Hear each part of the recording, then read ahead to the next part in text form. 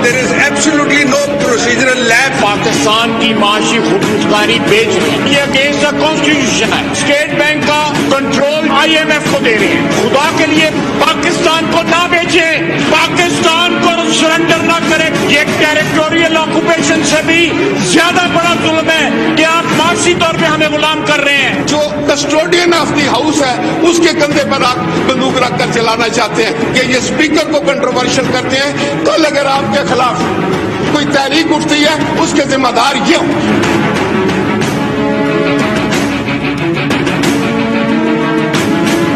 बिस्मिल्लाहिर्रहमानिर्रहीम, अस्सलाम वालेकुम नाज़रीन, मैं हूं आसमा शिराजी। प्रोग्राम है फैसला आपका। अपोजिशन के शोर शराबे और एहतजाज के बावजूद आज आपने देखा कि 350 अरब रुपए के करीब जो टैक्सेस हैं उनको पेश कर दिया गया। उस बजट को, मिनी बजट को ऐवान में पेश किया गया और उस मंजूरी के लिए जिसके ऊपर अब डिस्कशन होगी, लेकिन उसके लिए वो फाइनेंस बिल को रेफर भी कर दिया गया। इसके साथ साथ ये भी आपको बताते चले कि इस वक्त मौके पर जो बात की जा रही है, यानी अब से थोड़ी देर पहले जो प्रेस कॉन्फ्रेंस की है वजीर खजाना साहब ने, उन्होंने ये कहा कि सिर्फ 2 अरब रुपए के टैक्सेस जो हैं वो आयद किए जा रहे हैं। जो कहा जा रहा है कि महंगाई की सुनामी आएगी, महंगाई का तूफान आएगा, ये सरासर गलत है। जो अखबारी इत्तलात हैं और जो खुद उनकी अपनी प्रेस कॉन्फ्रेंस है, अगर उसको सुना जाए तो उसके मुताबिक तकरीबन 144 के करीब अशिया हैं जिनके ऊपर, जो अशिया खुर्दोनोश भी हैं और दीगर अशिया भी हैं, उनके ऊपर टैक्सेस जो हैं वो आयद किए गए हैं। 17% के करीब जो है वो टैक्सेस आयद किए गए हैं। 1000 सीसी से जायद जो कारें हैं उन पर भी 17% टैक्स जो है वो आयद करने की तजवीज पेश की गई है। अद्वियात के खाम माल पर 17% GST टैक्स लगाने की भी तजवीज पेश की गई है। डबल रोटी, रेस्टोरेंट्स और बेकरी पर जो तैयार होने वाले सामान हैं उनके ऊपर भी जो है वो टैक्स लगाया जाएगा 17% के करीब। इस तरह से जो अद्वियात बनाने वाली अशिया हैं या खाम माल है उसके ऊपर भी, फिर जो मुर्गियों की फीड है उसके ऊपर भी और दीगर अशिया भी, जिससे कि हर सूरत महंगाई होगी। 2 अरब रुपए से जायद के टैक्सेस या 2 अरब रुपए के टैक्सेस पे वजीर खजाना साहब कह रहे हैं कि इससे कोई इतना ज्यादा वावेला नहीं होना चाहिए। इसके ऊपर जरूर बात करेंगे। जो स्टेट बैंक की ऑटोनॉमी है उसके ऊपर भी अपोजिशन ने एहतजाज किया और आपने सुना। उसके बाद आपने देखा कि जो इशारा दिया है वो राजा परवेज अशर साहब कह रहे हैं कि जो भी कुछ हो रहा है ऐवान के अंदर वो आप जिम्मेदार हैं, यानी जनाब स्पीकर, और आपके खिलाफ भी अगर कल को तहरीक होती है तो ये लोग जिम्मेदार होंगे। उन्होंने इशारा हुकूमती बेंचेस की तरफ किया। इस पर भी बात करेंगे कि क्या कोई तहरीक अदम-ए-एतमाद आने वाली है या नहीं आने वाली। दूसरी जानिब आज वजीर आजम पार्लियामेंट हाउस में आए और उन्होंने लोगों ने, रिपोर्टर्स ने उनसे सवाल पूछा। इस मौके पर जो सवालात पूछे गए थे उस सवाल के जवाब के ऊपर उन्होंने क्या कहा, मैं क्विकली आपको सुनवाना चाहती हूँ, उसके बाद अपने पैनल की तरफ जाएंगे। जरा सुनिएगा उन्होंने क्या कहा। हर 3 महीने के बाद अब हुकूमत मुश्किल में है, कल मुश्किल में है, आज आ रहा है, कल आ रहा है। ये जब पहले गया था ना सऊदी अरेबिया, तब भी हम सुनते थे अब आ रहा है, कल आ रहा है, जब तक वो समझौता की तकरीर नहीं होती, उसकी जॉब एप्लीकेशन होती है।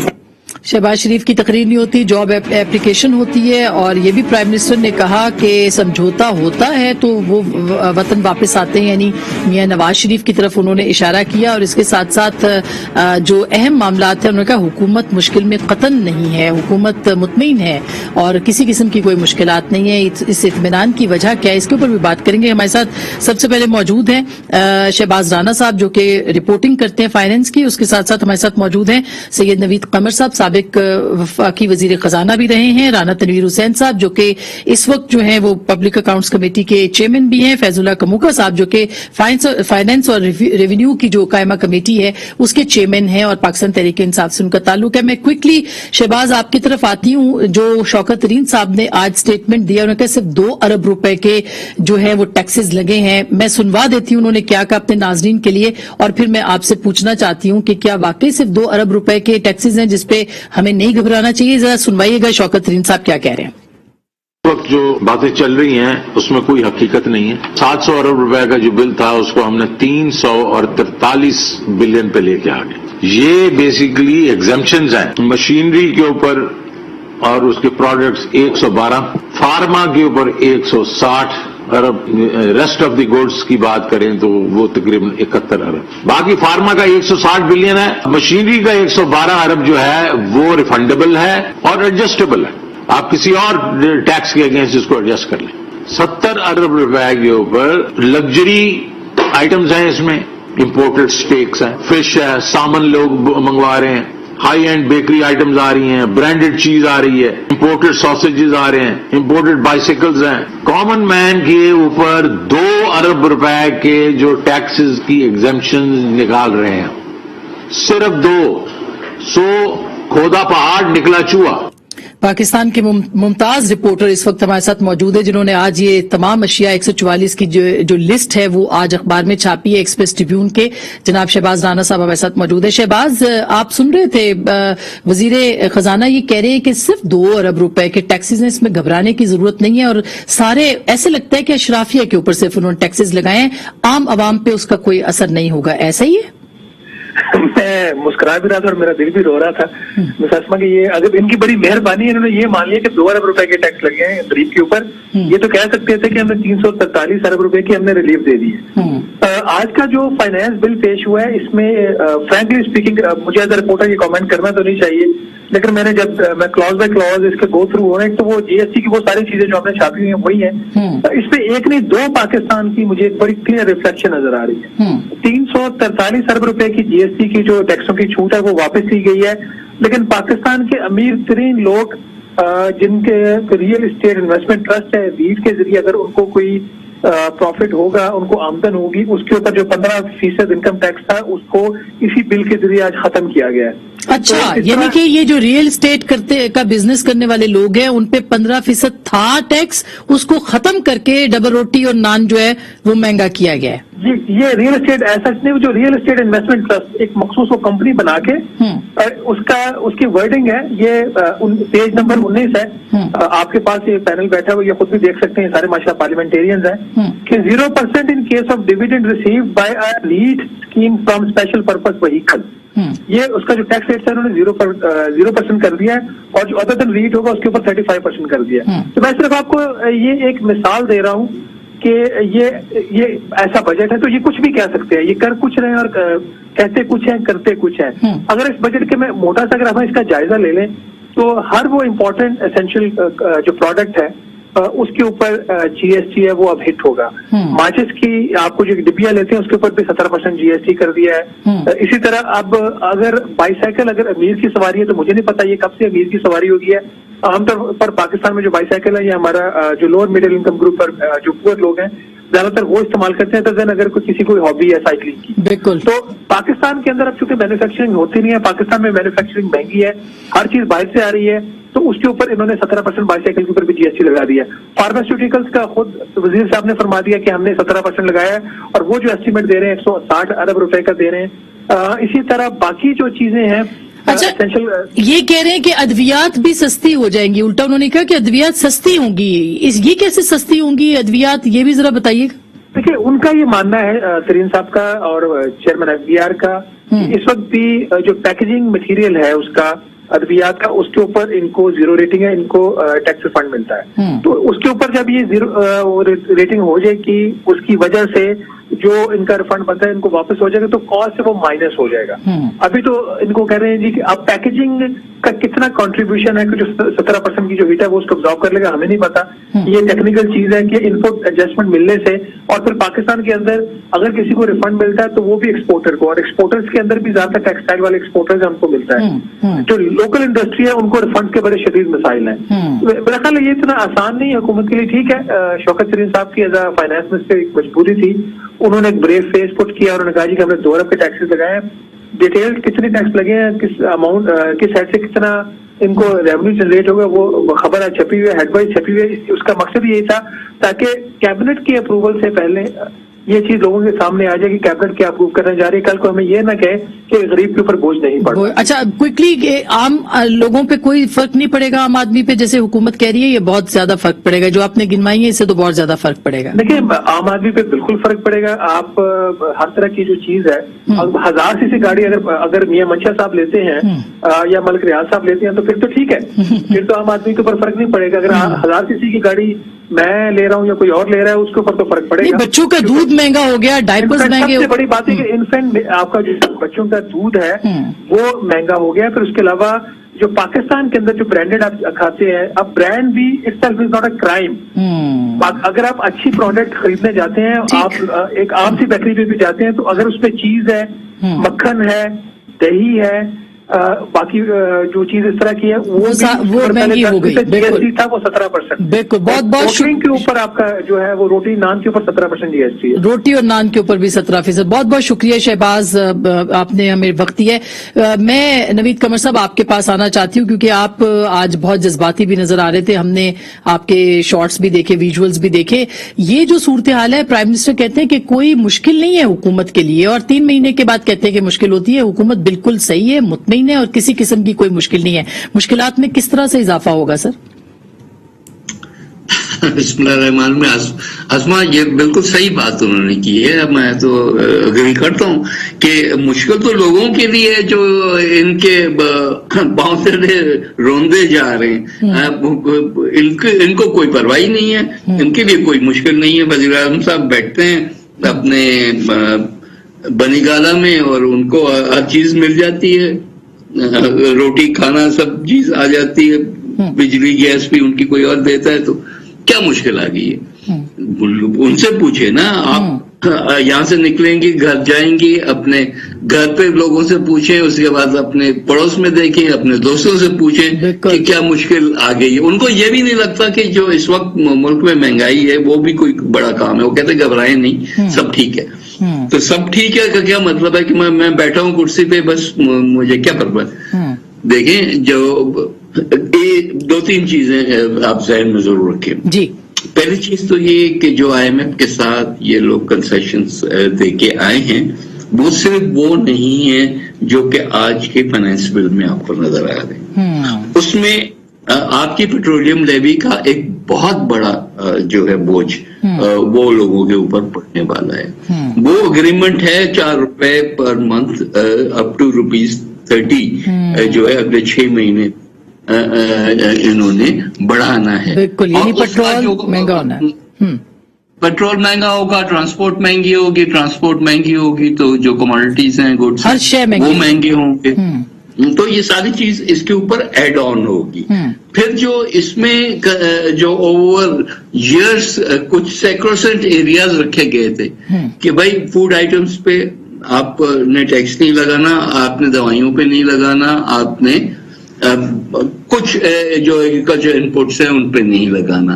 अब जब आप ऑल ऑफ अ सडन ये सारी चीजें हटा देंगे, ये किस किस्म की बात की है शौकत तरीन ने कि जी हम जो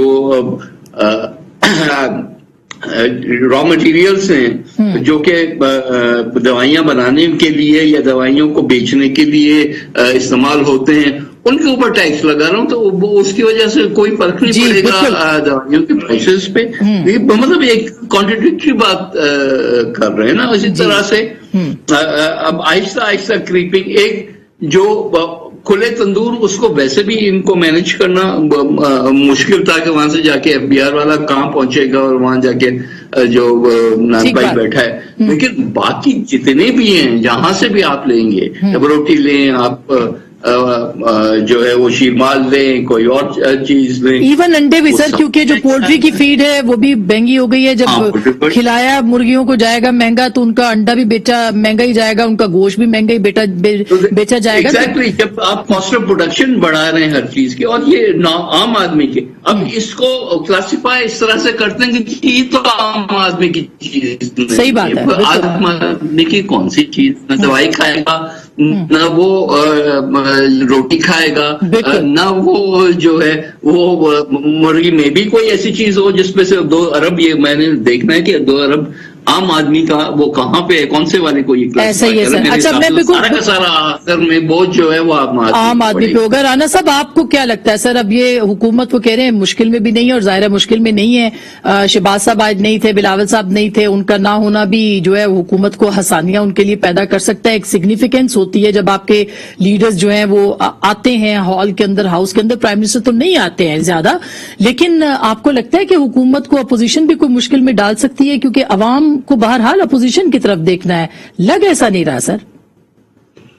आसमा, पहले तो मैं इनके फाइनेंस बिल की बात करूं या नए टैक्सेशन प्रपोजल जो इन्होंने लाए हैं जी अंडर ड्यूरेस ऑफ IMF, तो मैं समझता हूं कि ये जो नवीद कमर साहब ने एक्सप्लेन की है बात बिल्कुल जायज बात है, लेकिन उसका जो नक्शल है वो ये है कि इन तमाम चीजों से जो कॉस्ट ऑफ प्रोडक्शन जब बढ़ेगी, जो डायरेक्ट टैक्सेशन तो जो उन्होंने कहा कि जी कुछ 2 अरब की जो बात करते हैं, चलें वो एक फिगर उन्होंने दे दिया, 2 अरब उनके लिए तो कोई चीज ही नहीं है। जिनकी जेबों से निकलना है वो उनको पता चलता है कि किस तरह जो बच्चों का दूध है या बेशुमार चीजें हैं, वो लंबी बात हो जाएगी। लेकिन कॉस्ट ऑफ प्रोडक्शन जब बढ़ेगी तो नेचुरली हर चीज महंगी होगी, इनडायरेक्ट टैक्सेस। और जब आप एग्जेम्पशन विड्रॉ करते हैं तो मैं समझता हूं कि उससे डेफिनेटली एग्जेम्पशन जो होती हैं वो किसी इंसेंटिव के तहत होती हैं कि इंसेंटिव हो, इकोनॉमिक एक्टिविटी बढ़े और मशीनरी आए इंस्टॉल हो, और उससे एम्प्लॉयमेंट जनरेट होती है, उससे रेवेन्यू जनरेट होता है, बहुत सारी ये चीजें हैं। तो मैं समझता हूँ उस पर भी स्लो एक जो स्लो डाउन होगा ये सारा सिलसिला। जब आप चीजों को मशीनरी को महंगी करेंगे तो वायबल बाज प्रोजेक्ट्स नहीं रह जाते जिनके लिए इंसेंटिव दिए जाते हैं या एग्जाम्पशन दी जाती है। तो ये बहुत बड़ी एक मैं समझता हूँ एक साइंस है जो इनको समझ तो है, मैं नहीं समझता शौकत तरीन साहब को नहीं समझ, इमरान खान साहब को तो समझ ही नहीं ना उनको महंगाई की डेफिनेशन का पता है, ना उनको बिजली के महंगे उनका पता है, ना उनको। राज साहब एक इलेक्टेड गवर्नमेंट तो है ना, वोट तो लेने उन्होंने जाना है, अभी बल्दियाती इंतखाबात फिर होने हैं, चले मार्च तक मौखर हुए। और आसमा वोट पहले भी उन्होंने नहीं लिए थे और वोट अभी भी उन्होंने वो समझते हैं कि हमें वो जिस तरह EVM थी और सारी वो चीजें वो समझते हैं कि हम उनके जो मामलात हैं उस पर वो किसी वक्त और हम प्रोग्राम कर सकते हैं कि उनका फ्यूचर प्लान क्या है या किस तरह है। अभी देखें ना वो आप आज तो हम बात कर रहे हैं फाइनेंस बिल की, तो मैं समझता हूँ कि ये फाइनेंस बिल जो है ये छोटा सा जो एक लोगों की सांस चल रही थी या एक स्पेस थी लोगों के लिए वो भी खत्म हो जाएगी, वो भी खत्म हो जाएगी डेफिनेटली आप देखें। लेकिन मैं लास्टली ये कहना चाहता हूँ, ये जो कहते हैं महंगाई नहीं होगी, अभी फाइनेंस बिल रेफर हुआ है सेनेट को, तो वहाँ मैंडेटरी जो है वो 14 दिन है। जब ये आएगी चीजें पास होने तक, जब होने से पहले आपको 2-3 दिन में पता चल जाएगा कि असल रियलिटी क्या है मार्केट में, किस तरह तूफान मचा है ये सारी महंगाई का। सही है, तो ये तो कोई दूर की बात नहीं कि इसके पास होने से पहले आप अच्छा, पता चला चीजें कहाँ पहुंच गई हैं, वो उनको पता चलेगा। लेकिन सर बात यही है कि बाबल साहब की बात की और शहबाज साहब की, तो मैं समझता हूँ कि आप की बात एक एंगल से ठीक होगी, लेकिन मैं समझता हूँ कि मुझे तो शहबाज साहब का पता है कि शहबाज साहब आना चाहते थे, तो हमने कहा ये रेफर होना है तो इसमें फिर डिस्कशन भी होनी है, सारा सिलसिला होना है। तो जब आपकी जरूरत होगी हम आपको बताएंगे। आज तो सिर्फ एहतजाज था जो हमने भरपूर किया है, आपने कोशिश की है कि इनको समझाया। अच्छा, मैंने इस एहतजाज के बाद आपके अमली इकदामात के ऊपर भी आना है, लेकिन कमुका साहब अब आप जाहिर है कि वोट लेके आए हैं, आप कायमा कमेटी के चेयरमैन हैं, एक तो आप एग्री करते हैं शौकत तरीन साहब के साथ कि सिर्फ 2 अरब रुपए अवाम के ऊपर बोझ पड़ेगा, और क्या आप एग्री करते हैं? और फिर ये जो रियल एस्टेट वाली बात है 15% टैक्स जो है वो खत्म करके अवाम के ऊपर 17% हर चीज पे GST जो है लगा दी गई है, तो क्यों अशराफिया के ऊपर जो है वो एग्जाम्पशन उनको क्यों मुस्तस्ना किया गया है? सर आसमा बहुत शुक्रिया, मुझे आपने आज के प्रोग्राम में मदऊ किया है।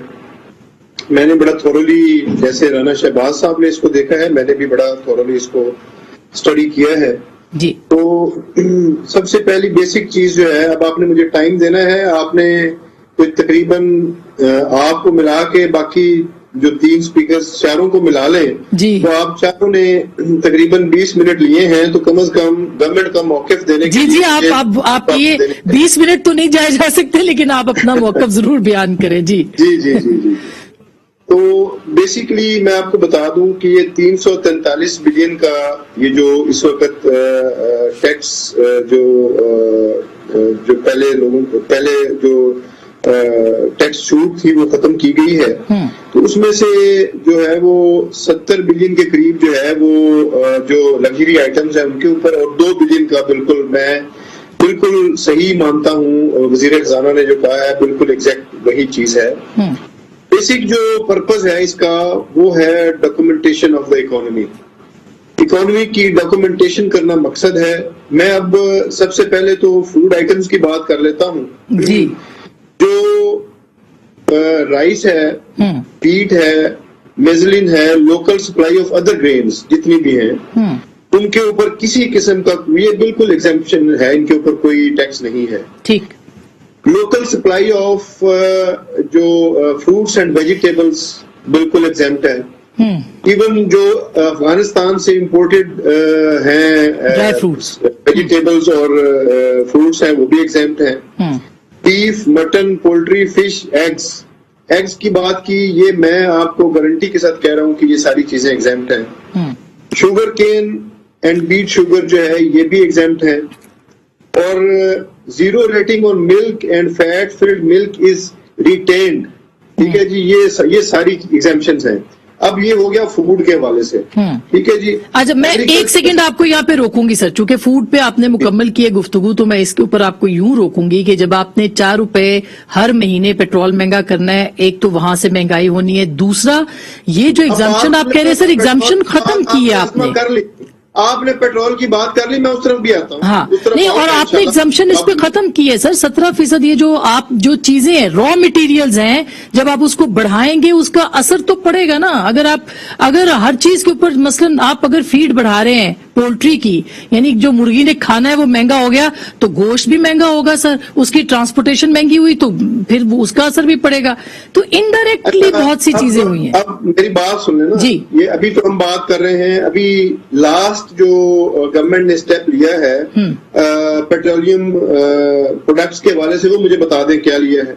ابھی پچھلے یہ جو لاسٹ جو اسٹیپ ہے گورنمنٹ کا، وہ ریڈکشن ہوئی ہے یا انکریز ہوئی ہے؟ سر وہ پچھلی ہوئی ہے ریڈکشن، لیکن آپ انٹرنیشنل مارکیٹ میں ریٹس دیکھیں اس وقت کم ہوئے ہیں. کیا آپ نے اتنا کم کیا ہے؟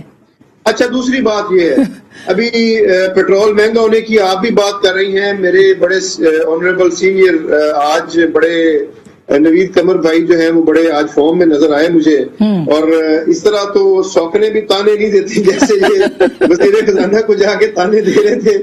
تو میرے لیے بڑے قابل احترام ہے. انہوں نے بھی پیٹرولیم لیوی کے حوالے سے بات کی ہے. جی مجھے آپ بتا دیں، شہباز رانا یہاں پہ موجود ہیں، رانا تنویر صاحب موجود ہیں، یہ سارے بڑے لرنڈ لوگ ہیں، آپ کو بھی اکانومی کا پتہ ہے. مجھے بتا دیں کہ پیٹرولیم لیوی نون لیگ کے دور میں کیا تھی، پیپلز پارٹی کے دور میں کیا تھی، اور تحریک انصاف کے دور میں کیا ہے. اچھا. صرف کمپیریزن دے دیں، میں ان کی ساری باتیں مان جاؤں گا. اچھا، آگے میں ایگریکلچر سیکٹر کی طرف جاتا ہوں. تو جو فرٹیلائزرز ہیں، جو فرٹیلائزر کے اوپر جو ایگزمپشنز تھیں وہ اسی طرح سے قائم ہے. ٹریکٹرز جو بیسک نیڈ ہے ہمارے کسان کی، اس کے اوپر 5% سیلز ٹیکس تھا، اس کو نہیں چھیڑا گیا، وہ 5% کا 5% ہے. پھر اسی طرح پیسٹی سائڈ جو ہیں وہ ایگزمپٹ تھیں اس سے سیلز ٹیکس سے، تو وہ ایگزمپٹ ہیں، ابھی بھی ایگزمپٹ ہیں. تو ایگریکلچر سیکٹر کو تو بالکل اس حوالے سے کوئی اس کے اوپر نہیں چھیڑا گیا. اچھا سر، مجھے اب بریک لینی ہے. بریک کے بعد میں ضرور اس پہ بھی بات کروں گی، اور اپنے جو دوسرے مہمان ہیں ان سے بھی پوچھ لوں گی کہ ان کے زمانے میں کیا ہوا تھا، لیکن اس کے ساتھ ساتھ پولیٹیکلی بھی کہ کیا چیزیں ہو رہی ہیں، کیونکہ اپوزیشن نے کچھ آج ہنٹ کیا ہے کہ تحریک عدم اعتماد اسپیکر صاحب کے خلاف لائی جا سکتی ہے. بریک کے بعد اس پہ بات کریں گے، ہمارے ساتھ رہیے گا.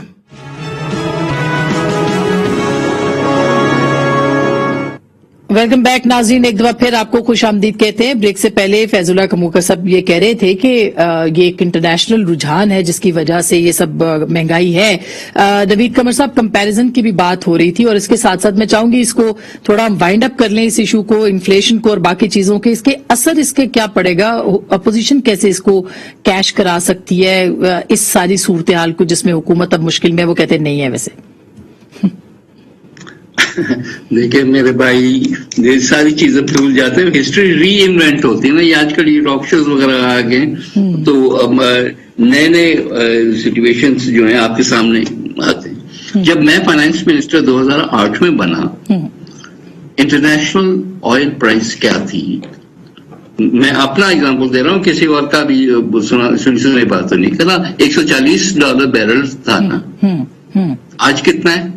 जो कहते हैं दुनिया की महंगाई है, आज 70 पे है ना, 70 पे कह रहे हैं कि दुनिया में महंगाई हो गई है। और 140 पे जब हम लोगों को इससे सस्ता पेट्रोल दे रहे थे, तो वो तो पिछली हुकूमतों की सारी खराबियां थी और इनकी सारी अच्छाइयां हैं कि दुनिया से आधा, इसलिए कि इन्होंने इतना टैक्सेशन इसके ऊपर लगा दिया है पेट्रोलियम प्रोडक्ट्स के ऊपर, और लगाए जा रहे हैं, बढ़ाए जा रहे हैं। अब कह रहे हैं कि जी हम क्या करें, और डॉलर जो है वो महंगा हो गया, डॉलर महंगा हो गया तो हमारे वॉच पे तो नहीं डॉलर महंगा हुआ ना, आपने किस तरह से उसको मैनेज किया, आपने अपनी जो है रिजर्व पोजीशन को कैसे देखा, जैसे खुद कह रहे हैं कि जो करंट अकाउंट पहले शुरू में जब पीटीआई की गवर्नमेंट आई थी तो सुबह शाम हमको ये सुनना पड़ता था कि जी देखिए करंट अकाउंट को तो हमने ठीक कर लिया, फिर क्या हुआ, एक साल के अंदर वो सारी चेंज हो गई, अब करंट अकाउंट सबसे बड़ा इश्यू है। तो ये चीजें over period of time manage होती है ना, आप किसी एक विंडो को उठा के सिर्फ ना बात करें ना, ओवरऑल ये बिल्कुल इन्फ्लेशनरी होगा। सारे मेजर्स जो हैं आईएमएफ ने उसका जो इलाज दिया है आपको, ठीक, वो ये कि स्टेट बैंक जो है वो थ्रू मॉनेटरी पॉलिसी आपकी इन्फ्लेशन को कंट्रोल करेगा। आई एम सॉरी, लेकिन मैं बिल्कुल इस चीज जो इत्तेफाक नहीं करता, क्योंकि हमारे यहाँ इश्यू मॉनेटरी पॉलिसी का नहीं है, हमारे पास लोगों के पास बहुत सारा पैसा नहीं आ गया जो कि ये लोग खींच लेंगे और इस वजह से मार्केट में पैसा कम होगा, कमोडिटीज ज्यादा होंगी हमारे पास, तो उल्टा पॉवर्टी का वो है पूरा रुझान। आहिस्ता आहिस्ता लोग और गरीब से गरीब तर होते जा रहे हैं, उनके पास पैसा है कहाँ कि आप मॉनेटरी पॉलिसी से उसको कंट्रोल करेंगे।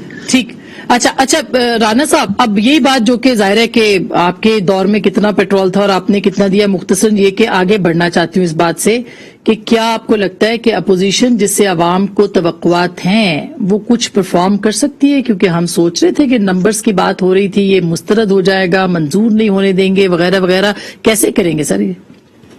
रान साहब देखिए, जहाँ तक एक हकीकत है कि जो हमें तोको थी कि इतना जो बड़ा जुल्म हो रहा है इस कौम पे, इस फाइनेंस बिल या न्यू टैक्सेशन के जरिए, जो आपने भी कहा कि 3 गुना ज्यादा चीजें महंगी हो जाएगी, तो डेफिनेटली आखिर ये सारे इलेक्टेड लोग हैं, कमोका साहब भी और सारे जितने भी एमएनएस वहां बैठे हुए हैं, तो उनके हल्के हैं, वहां पे उनके वोटर हैं, एक आम आदमी भी रहता है, तो इनके अंदर भी एक इंसान तो है ना, इंसानी हमदर्दी भी होती है और अपने वोटर का भी एहसास होता है, और नुमाइंदे हैं तो ये शायद बोले, अपनी कोई बात करें।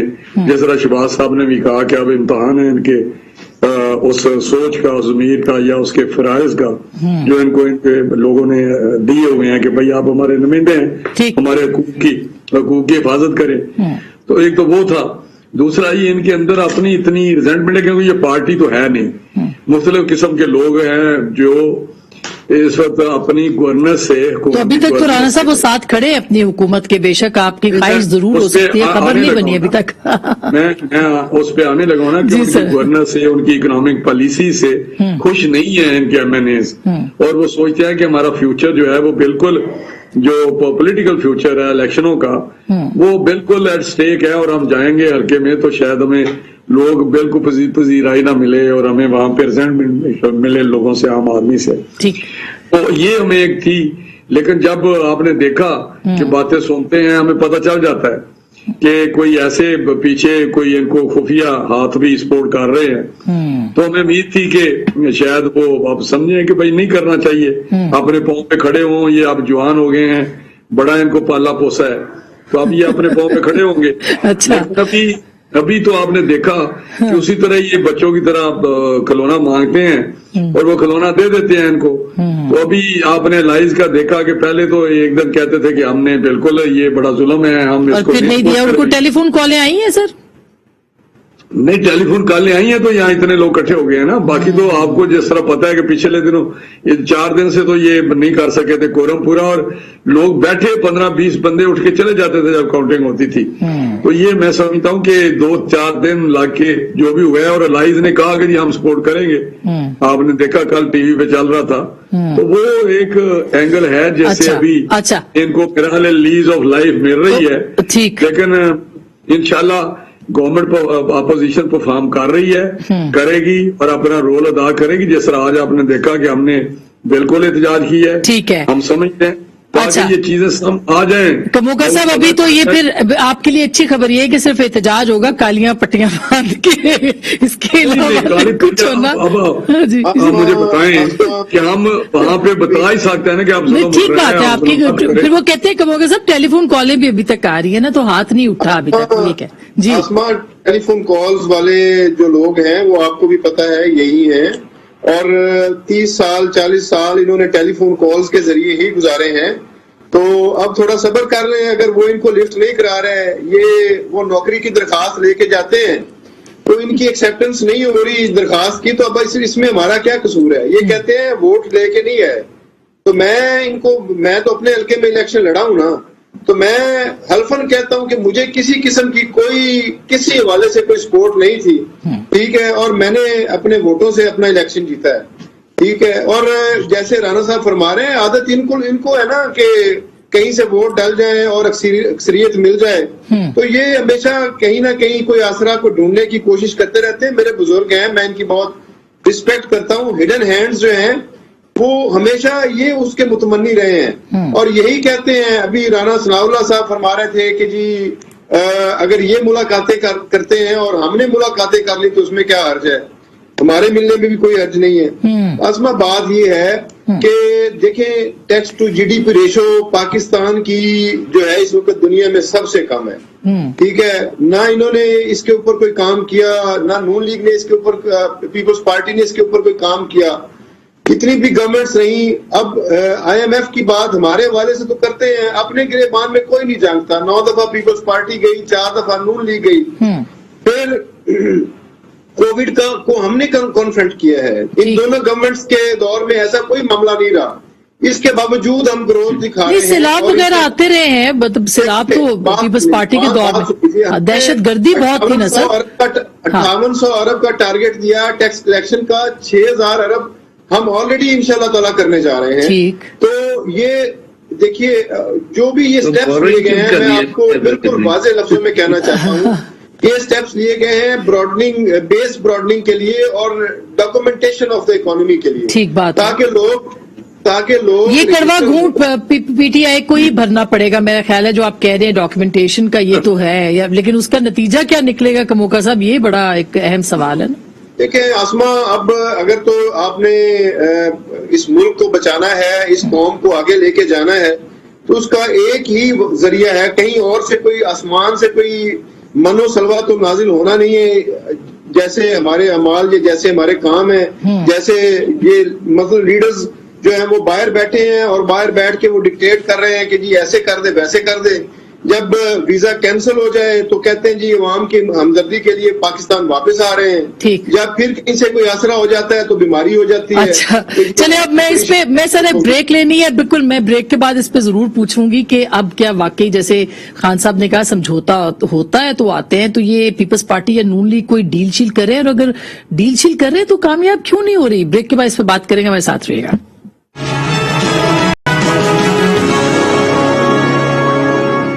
ویلکم بیک ناظرین, ایک دفعہ پھر آپ کو خوش آمدید کہتے ہیں. اب جو ہم سن رہے تھے نوید قمر صاحب اور آپ سب تو بہت زیادہ پارلیمانی کمیٹیوں کے اندر اور بات بھی کر رہے ہیں, آپ دونوں جو ہیں اپوزیشن کے, وہ ان لوگوں میں سے ہیں جن کو ساری باتوں کا پتہ ہے, جو ڈیسیژن میکرز ہیں. آپ کو لگتا ہے کہ پی ایم ایل این اور پیپلز پارٹی اور جے یو آئی ایف مل کے کوئی تحریک عدم اعتماد لا سکتے ہیں, اور اگر ایسا ہے تو کیا یہ ڈیل کی خبریں جو سن رہے ہیں یہ درست ہیں, اور اگر ایسا نہیں ہے تو یہ افواہیں کیوں اڑائی جا رہی ہیں؟ دیکھیں آسما, یہ ڈیل کی افواہیں تو کون اڑا رہا ہے اور کس پرپز کے لیے اڑائی جا رہی ہے مجھے پتہ نہیں ہے. ظاہر ہے کہ جو पार्टीज जिनके रूट्स होते हैं लोगों में, वो आपको गाहे आपको मुख्तलिफ elections, by elections, local government election सब में पता चलता रहता है। तो ये कोई हैरत की बात नहीं होती, सिर्फ एक बड़ा सा एक जनरल इलेक्शन होता है, उसमें बिल्कुल उलट आपको रिजल्ट्स मिलते हैं। नहीं, आई वुड से कि कोई डील नहीं है। मेरा ख्याल है कि जरदारी साहब ने तो कैटेगोरिकली कह दिया कि भाई अब वो फार्मूलों वाला जमाना चला गया है, अब आप कुछ और तरीका करें। जिनको इनको बिठाया है आपने, इनसे जान छुड़ाएं कि इनको खामखा जबरदस्ती अगर इस कुर्सी पे बिठा के रखना है तो मुल्क का फिर जो हाल होगा वो किसी से भी संभाला नहीं जाएगा। बाकी नो कॉन्फिडेंस और या नहीं, ये फैसला तो जाहिर है कि सिचुएशन देख के, एक तो ये कि पॉलिटिकली क्या ये सही टाइम है कि अब इलेक्शन में 1.5 साल रह गया तो अभी हम प्रीमेच्योरली इमरान खान को निकाल दे, जो उसने वो तो यही समझ रहे हैं ना कि उनके गुनाह धुल जाएंगे अगर वो कहेंगे कि जी मुझे पूरा टाइम नहीं मिला। सो ये सारी कंसिडरेशंस रख के उसके बाद ही ये फैसला होगा कि नो कॉन्फिडेंस किया जाए या ना किया जाए। अच्छा, राणा साहब आप क्या कहते हैं सर, क्योंकि PMLN के साथ आज प्राइम मिनिस्टर ने कहा समझौता करते हैं तो ये वापस आते हैं और शहबाज शरीफ की तकरीर नौकरी की दरखास्त होती है, तो जी सबसे पहले तो मैं जो नौकरी की दरखास्त वाली बात है, वो तो दरखास्त के अगर कंटेंट्स देखें जो इमरान खान साहब ने पेश की थी कंटेनर पे या तकरीरों में इलेक्शन से पहले कि मैं 200 अरब डॉलर बाहर से लाऊंगा, मैं इस तरह करूंगा, वो थी कि मैं ये करूंगा, ये जो जिस तरह लोग नौकरी की दरखास्त देते हैं।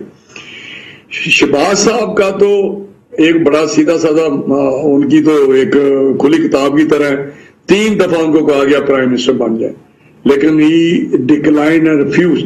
आपको भी पता है, ये ऑन रिकॉर्ड बातें हैं, मुशर्रफ ने भी कहा, गुलाम इसाक साहब ने भी कहा, इस तरह बहुत सारा सिलसिला, लेकिन ये बात नहीं है। वो तो परफॉर्मर हैं और काम करके दिखाया है उन्होंने एज ए चीफ मिनिस्टर, और दुनिया उनको मानती है कि वो गो गेटर हैं, परफॉर्म करते हैं, डिलीवर करते हैं, उनका दुनिया में नाम है, चाहे चाइना हो, टर्की हो, तो क्या प्राइम मिनिस्टर उनको मुतबादिल समझते हैं, इसलिए इस तरह की बात हो रही है? असल बात ये है कि प्राइम मिनिस्टर समझते हैं कि मियां नवाज शरीफ को तो मैंने जिस तरह भी किया, झूठे केसों में फंसा के इधर उधर कर दिया, अब जो थ्रेट है उसको फ्यूचर के लिए कि वो समझता है ये सब्स्टिट्यूट या एक ऐसे हैं। हालांकि आपकी जमात में वो ऐसा उनका कोई, आपकी जमात नहीं समझती शायद, लेकिन शायद प्राइम मिनिस्टर मेरी बात सुन लेना। वो अब फोकस्ड है कि शहबाज साहब को किस तरह मैं टिकाने लगाऊं, और हर अरबा इस्तेमाल कर रहे हैं, नैब हो, FIA हो, हर तरीके से चाहते हैं कि किसी न किसी तरीके से ये मेरे रास्ते में जो एक कौम जिसको ये समझ दिया कि ये कर सकते हैं, आके पाकिस्तान को नई डायरेक्शन दे सकते हैं, तो मैं समझता हूं कि वो coming very hard on Shahbaz साहब, इमरान खान। तो मैं समझता हूं ये चीजें मत करें। बाकी कुमोगा साहब ने कहा कि मैं बताता हूं कि मेरे हल्के में लोग आके कुछ खास लोग वोट मांगते रहे और कहते रहे कि वोट मत दें PMLN को और इनको वोट मत दें। इस तरह मेरे भाई का हल्का था, वहां जो इलेक्ट हुए हैं, वहां पे तो पाकिस्तान में अनोखा हल्का था, वहां पे तो दुनिया सारी चमड़ी हुई थी ऊपर से, वो भी आपको पता है जिस तरह के मामला थे। नेकेडली कभी नहीं हुआ कि 2-3 जगह से वो हो रहे थे, बॉर्डर वाले, क्योंकि रेंजर्स भी वहां हैं उधर मेरे उस हल्के में। अच्छा, तो ये सारी चीजें छोड़े, क्या हुआ क्या नहीं हुआ, अब फिर ये किस तरह इलेक्ट हुए हैं, ये नहीं हुए होंगे। अच्छा, कमोका साहब नहीं, कमोका साहब नहीं हुए होंगे, आप एक्सेप्शन। नो कॉन्फिडेंस का तल्लक है, मेरी बात सुन लें। जी, वो बड़ी अहम बात की है नवीद कमर साहब ने। मैं भी समझता हूँ कि अब इनका जो गुनाह है, इनका बोझ है, इनके सर पे रहना चाहिए और हमें आगे बढ़ना चाहिए, क्योंकि फ्रेश मैंडेट के साथ मैंने हमेशा कहा है कि ये तो फिर ब्रेकिंग न्यूज है सर। आप कह रहे हैं कि मुद्दत पूरी होनी चाहिए इस हुकूमत की। नहीं, साफ शफाफ इलेक्शन हो जिसमें एक जो जीते, PTI जीते, PMLN जीते, पीपल्स पार्टी जीते, जो भी जीते, وہ اپنے منشور کے تحت آ کے اپنی گورنمنٹ بنائے اور پھر وہ پرفارم کرے اکارڈنگ ٹو ارلی الیکشن یا ارلی الیکشن. یہ ہم چاہتے ہیں کہ ارلی الیکشن. اب کموکا صاحب اب آپ کو کوئی طریقے عدم اعتماد کا خطرہ نہیں ہونا چاہیے کسی چیز کا بھی, کیونکہ جی اور بھی کوئی آپ لقمہ دینا چاہیں تو ضرور دیں. آپ جو ہے نا آپ کا نیوٹرل رول لینا چاہیے. آپ ایک بڑی ذمہ دار جگہ پہ بیٹھی ہیں, میری آپ سے یہ گزارش ہے. نہیں تو کموکا صاحب میں نے کیا غیر ذمہ داری کا مظاہرہ کیا؟ میں آپ سے سوال پوچھ رہی ہوں کہ تحریک عدم اعتماد نہیں آ رہی, اب آپ کے پاس ٹائم ہے, وہ کہہ رہے فریش الیکشن ہونا چاہیے. ہاں رانا صاحب بڑے سوال بھی سننے چاہیے نا کموکا صاحب. رانا صاحب بڑے سیزنڈ پولیٹیشین ہیں, آپ ان کے منہ میں تو اپنی بات نہ ڈالیں. میں ان سے خبر لے رہی ہوں سر, خبر دے رہے ہیں وہ آپ کو, آپ کے لیے بھی اطلاع ہے یہ. جی تو میں یہ آپ کو بتا دوں کہ انشاءاللہ تعالیٰ تحریک انصاف کی حکومت اپنے 5 سال پورے کرے گی, عمران خان کی قیادت میں پورے کرے گی, اور انشاءاللہ تعالیٰ اگلے الیکشن میں عمران خان کی قیادت میں جائیں گے. اور لوگوں کارکردگی سر کیسے بہتر کریں گے؟ کارکردگی کیسے بہتر ہو؟ کارکردگی ہماری بہترین ہے. کارکردگی میں جو سرکمسٹانسز ہمیں ملے تھے, جو حالات ہمیں ملے تھے, ان میں بہترین پرفارم کر رہے ہیں. اس وقت جو ہے اکانومسٹ جو سب سے موقر جریدہ ہے اکانومی کے حوالے سے, انہوں نے کہا کہ پاکستان پہلے نمبر پہ ہے دنیا میں. تو سر خیبر پختونخوا میں کیوں شکست ہوئی پھر؟ تم نے نا بات سن لیں, بلدیاتی الیکشن اگر ووٹوں کے حساب سے دیکھیں تو اب بھی تحریک انصاف سب سے بڑی جماعت ہے. باقی آپ نے ان کی بات کی اپوزیشن کی, تو پہلے تو یہ 3 جماعتوں کو آپ جو آپ جیسے مہربان دوست ہیں ان کے, وہ پہلے تو ان کو اکٹھا کرنے کی کوشش کریں, تو اکٹھا نہیں ہوں گے. پھر ابھی یہ کہہ رہے تھے کہ عمران خان شہباز شریف سے خوف زدہ ہیں کہ وہ وزیر اعظم کے کینڈیڈیٹ ہیں. تو میں رانا صاحب سے دست بستہ گزارش کروں گا, میرے بزرگ ہیں, کہ وہ ذرا مریم نواز سے ہی کہلوا دیں کہ یہ ہمارے وزیر اعظم کے کینڈیڈیٹ ہیں. تو ابھی تک تو پہلے اپنی گھر کی لڑائی کو ختم کریں, پھر اس کے بعد تحریک انصاف, پھر اس کے بعد یہ پارٹیاں اکٹھی. بہت شکریہ سر, بالکل صحیح ہے, بالکل صحیح بات. یہ آپ نے بات درست کی ہے, یہ آپ نے بات درست کی ہے, بہت بہت شکریہ. یہ آج اس سال کا 2021 کا آخری پروگرام ہم نے آپ کے سامنے پیش کیا, اس امید کے ساتھ کہ 2022 جو ہے وہ آزادی اظہار رائے کے لیے بہت اچھا سال ہوگا, پاکستان کی معیشت کے لیے اچھا سال ہوگا, اس دعا کے ساتھ کہ پاکستان کے اندر جمہوریت اپنے صحیح فارم میں نظر آئے گی, اصل چہرے کے ساتھ نظر آئے گی, اور اس دعا کے ساتھ کہ پاکستان کے عوام کو جو ہے وہ سکون ملے, خوشحالی ملے, ان کو عزت ملے, ان کو ترقی ملے, اور ان کو ان کا حق ملے, ہر طرح کا حق. تو یہ اگلے سال کی دعا ہے. گفتگو آپ نے سنی, فیصلہ آپ کا.